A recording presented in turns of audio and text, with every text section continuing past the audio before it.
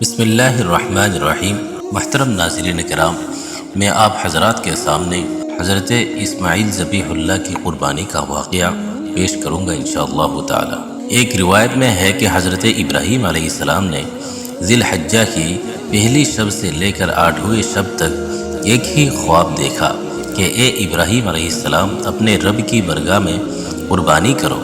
حضرت ابراہیم علیہ السلام نے بہت سی بکریاں خدا کی راہ میں قربان کیے، اسی طرح بکریاں اور اونٹ قربان کیے۔ جب 8ویں شب میں خواب دیکھا اور قربانی کا حکم ہوا تو آپ علیہ السلام نے عرض کی، اے میرے پروردگار، کیا شے قربان کروں؟ حکم ملا کہ اپنے لخت جگر پیارے فرزند حضرت اسماعیل علیہ السلام کی قربانی کرو۔ یہ حکم پا کر خلیل علیہ السلام متفکر ہو گئے۔ 9 ذی الحج کو خواب میں دیکھا کہ آپ علیہ السلام اپنے ہاتھ سے اپنے فرزند کو ذبح کر رہے ہیں۔ 10ویں ذی الحج کے رات کو پھر یہی خواب دیکھا۔ 10ویں ذی الحجہ کی صبح کو آپ علیہ السلام حضرت حاجرہ علیہ السلام کے پاس تشریف لے گئے اور حضرت حاجرہ علیہ السلام کو حکم دیا کہ حضرت اسماعیل علیہ السلام کو نہلا دھلا کر تیار کرو۔ حضرت حاجرہ علیہ السلام نے اپنے بیٹے کو نہلا دھلا کر خوشبو لگائی اور تیار کر کے حضرت ابراہیم علیہ السلام کے حوالے کر دیا۔ حضرت ابراہیم علیہ السلام نے ان کا ہاتھ پکڑا، چھری اور رسی لی اور میدان عرفات کی طرف چل پڑے۔ کعبہ شریف سے کچھ دور پہنچے تو شیطان لعین نے آپ علیہ السلام کو اس عظیم قربانی سے روکنا چاہا، لیکن اس کا ہر حربہ ناکام ہوا۔ شیطان نے حضرت ابراہیم علیہ السلام پر دوبارہ حملہ کیا۔ حضرت ابراہیم علیہ السلام فوراً پہچان گئے کہ یہ کارنامہ شیطان کا ہے جو اس عظیم قربانی سے روکنے کا مشن پورا کر رہا ہے۔ آپ علیہ السلام نے اس کو دھتکارنے کے لیے پتھر اٹھا کر اسے مارنا شروع کیا اور فرمایا، اے شیطان، دور ہو جا میرے نظروں کے سامنے سے۔ اللہ تعالیٰ کو یہ ادائے ابراہیمی اتنی پسند آئی کہ قیامت تک حج کرنے والے حاجیوں کے لیے یہ حکم فرما دیا کہ میرے پیارے خلیل علیہ السلام کی سنت کو زندہ رکھنے کے لیے یہاں پر شیطان کو 7 کنکر مارے۔ حضرت ابراہیم علیہ السلام حضرت اسماعیل علیہ السلام ایک پہاڑ کے قریب پہنچے تو حضرت ابراہیم علیہ السلام نے اپنے بیٹے حضرت اسماعیل علیہ السلام سے کہا، جو بات آپ علیہ السلام نے کہی اس کی گواہی اللہ کی کتاب قرآن مجید کا پارہ تیز دیتا ہے۔ اے میرے بیٹے، میں نے خواب میں دیکھا کہ تم کو اپنے ہاتھ سے ذبح کر رہا ہوں، اب بتا تیری کیا رائے ہے؟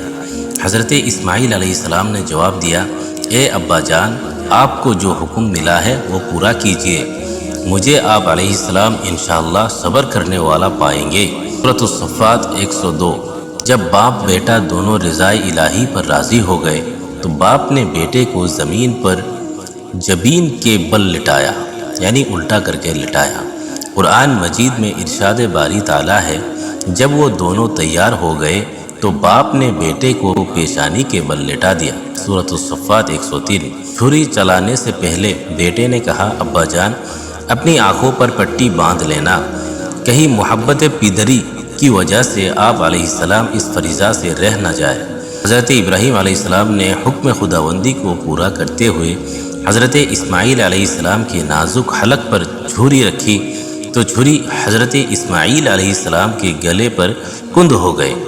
بار بار چھری چلائی مگر ایسا ہی ہوا۔ حضرت ابراہیم علیہ السلام نے چھری کو ایک پتھر پر دے مارا، پتھر کو چھری نے 2 ٹکڑے کر دیا۔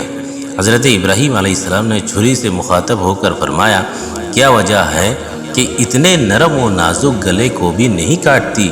چھری پکار اٹھی، اے اللہ تعالیٰ کے خلیل، مجھے رب کا حکم مل چکا ہے کہ حضرت اسماعیل علیہ السلام کے حلقوم نہیں کاٹنا۔ اس کے بعد حضرت جبرائیل امین علیہ السلام جنت سے ایک مینڈا لے کر آئے اور اس کو ذبح کیا گیا۔ اللہ تعالیٰ کی طرف سے آواز آئی، بے شک ہم نے پکارا، اے ابراہیم علیہ السلام، تو نے خواب سچ کر دکھایا، ہم نیکوں کو یوں ہی جزا دیتے ہیں، بے شک یہ صاف آزمائش ہے۔ ہم نے اس کا فدیہ ذبح عظیم کے ساتھ کر دیا اور اسے بعد والوں میں باقی رکھا۔ سورۃ الصفات 104 سے 108 تک۔ حضرت ابراہیم علیہ السلام کی قربانی اللہ تعالیٰ نے قبول فرما لی اور اسے یادگار کے طور پر قیامت تک باقی رکھا۔ اب ہر سال اس کی یاد کو تازہ کیا جاتا ہے۔ اللہ رب العزت حضرت ابراہیم علیہ السلام و حضرت اسماعیل علیہ السلام کی اس عظیم قربانی کے صدقے ہم پر کرم فرمائے اور ہم سب کو اسی طرح جذبہ و ایثار کے ساتھ اپنی قربان کرنے کی توفیق نصیب فرمائے، آمین۔